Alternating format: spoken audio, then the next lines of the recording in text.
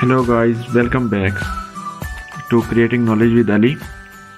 कुछ मसरूफियत की वजह से पहले बिज़ी होना पड़ा, तो इसलिए हम अपने लेक्चर नहीं अपलोड कर सका। तो वहीं से आगे अपना टॉपिक स्टार्ट करने लगे हैं आज हम।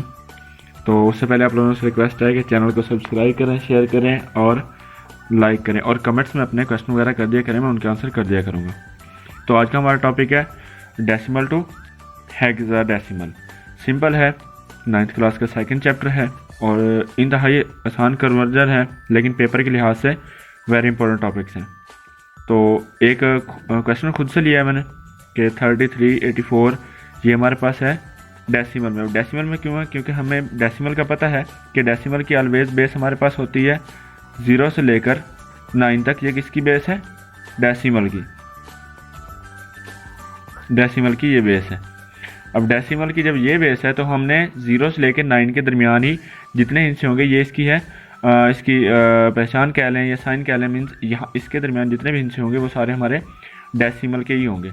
अब हमने डेसिमल की वैल्यू को लेके जाना है हेक्साडेसिमल में। तो इसको जब हम कन्वर्ट करेंगे तो हेक्साडेसिमल की बेस कहाँ तक होती है? हमें ये पता होना चाहिए कि हेक्साडेसिमल की बेस 0 से लेकर 9 तक, और ए से लेकर मीन्स जैसे ही 10 स्टार्ट होता है 10 ए के इक्वल होता है, इस तरह 11, 12, 13, 14 एंड 15। यहाँ पे आके इसकी बेस एंड हो जाती है 15। अब इस तरह इसको B, C, D, E and F।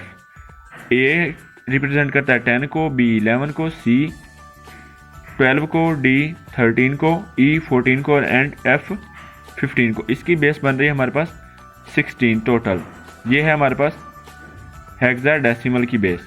अब हेक्साडेसिमल की बेस जब हम कन्वर्ट करेंगे डेसिमल टू हेक्सा में, तो हमने सिंपल क्या करना है, जो भी हमारे पास डेसिमल की वैल्यू होगी उसको हमने सिंपली डिवाइड कर देना है, मींस एलसीएम ले लेना है उसका।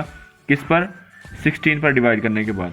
अब ये क्वेश्चन सॉल्व किया है मैंने, इसको देखें 33 है तो 16 2 ज़ा 32 होता है, तो ये 2 आएंगे, यहाँ से रिमेनिंग इधर जाएगा, 18 हो जाएंगे यहाँ पर। ये मैं आपकी आसानी के लिए ऊपर साइन आउट कर रहा हूँ, लिख रहा हूँ। अब यहाँ पे जैसे 18 होगा तो 16 1 ज़ा 16। अब यहाँ से 2 आगे गए तो यहाँ पे हो गया 24। अब 24 हुआ तो 16 2 से मल्टीप्लाई करें तो 32 होता है। अब हम इसको भी 32 नहीं लिख सकते क्योंकि 24 हमारी वैल्यू लेस देन है 32 से। अब जैसे हम इसको 1 से करेंगे तो 16, रिमेनिंग 8 बचेंगे। जो हमारे पास रिमाइंडर होगा वो लाजमी हम लोगों ने इस साइड पे लिखना है कि ये मेरे पास रिमाइंडर है। अब दोबारा इसको डिवाइड करेंगे 16। अब ये 21 है तो 16 1 ज़ा 16, बाकी रिमेनिंग कितने बचेंगे 5। अब 16 3 ज़ा 48 होते हैं, तो 51 टोटल यहाँ बने थे, ये मैं 5 यहाँ हिंट के तौर पे लिख रहा हूँ, और 51 हो गए, यहाँ रिमेनिंग 3। अब मेरे पास टोटल वैल्यू कितनी बच गई? 13, 3 और 8। अब मैंने देखना है कि मेरी इन वैल्यूज़ में से किसके इक्वल आ रहा है। अब 13 मेरा आ रहा है डी के इक्वल, ये वाला 13 डी के इक्वल आ रहा है, और 3 8 वैसे ही सेम आ रहा है। तो इसका आंसर मेरे पास क्या आएगा?